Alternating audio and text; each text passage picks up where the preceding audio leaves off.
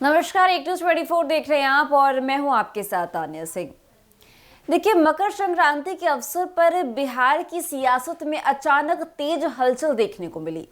14 जनवरी को दिन भर मुख्यमंत्री नीतीश कुमार और चिराग पासवान की गतिविधियों पर लोगों की नजर रही, लेकिन असली सियासी गर्माहट शाम को दिखी। देर शाम राष्ट्रीय लोक जनशक्ति पार्टी आरएलजेपी के प्रमुख पशुपति पारस लालू यादव से मिलने उनके आवास पहुंचे। इस मुलाकात के बाद से राजनीतिक गलियारों में चर्चाओं का दौर शुरू हो गया है। दरअसल मकर संक्रांति के मौके पर पशुपति पारस ने 15 जनवरी को पटना के कौटिल्य नगर में एक दही चूड़ा भोज का आयोजन किया है। उन्होंने इस भोज में लालू यादव को आमंत्रित करने के लिए स्वयं उनके आवास पर जाकर मुलाकात की। इस दौरान पारस के साथ उनके बेटे और पूर्व सांसद प्रिंस राज भी मौजूद थे। लालू यादव और पारस के बीच लगभग आधे घंटे तक बातचीत हुई। इस मुलाकात का मकसद भले ही भोज का निमंत्रण देना था, लेकिन इसके राजनीतिक मायने भी निकाले जा रहे हैं।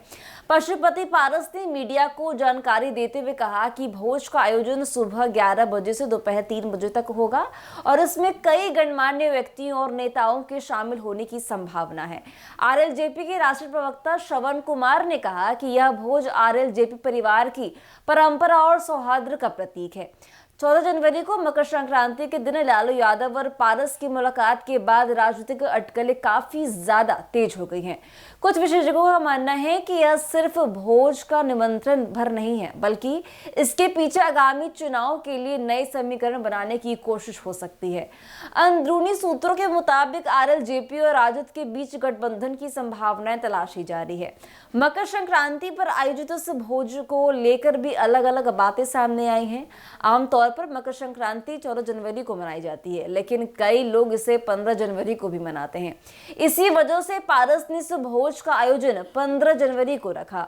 गौरतलब है कि पशुपति पारस और चिराग पासवान के बीच लंबे समय से राजनीतिक खींचतान चल रही है। ऐसे में पारस और लालू प्रसाद यादव की मुलाकात को चिराग के खिलाफ एक सियासी कदम के रूप में भी देखा जा रहा है। हालांकि पशुपति पारस ने इस मुलाकात को महज सौजन्य भेंट बताया है, लेकिन सियासी पंडित इसे चुनावी रणनीति का हिस्सा मान रहे हैं। भोज के राजनीतिक मायने इसीलिए भी गहरे हैं क्योंकि आरएलजेपी, जो एनडीए का हिस्सा है, अगर राजद के साथ हाथ मिलाती है तो यह बिहार की राजनीति में बड़ा बदलाव ला सकता है। बता दें कि लालू प्रसाद यादव का इस भोज में शिरकत करना या ना करना इस बात पर निर्भर करेगा कि आने वाले समय में उनकी पार्टी के समीकरण किस दिशा में जाते हैं। राजनीतिक हलकों में इस बात की चर्चा भी है कि यह भोज सिर्फ आपसी सौहार्द का प्रतीक नहीं, बल्कि राजनीतिक खिचड़ी पकाने का भी मौका है। आने वाले दिनों में यह स्पष्ट होगा कि इस भोज से क्या नया सियासी समीकरण उभरता है और बिहार की राजनीति में क्या बदलाव आते हैं। तो ऐसे अपडेट्स के लिए बने रहिए हमारे साथ और देखते रहिए न्यूज़ 24।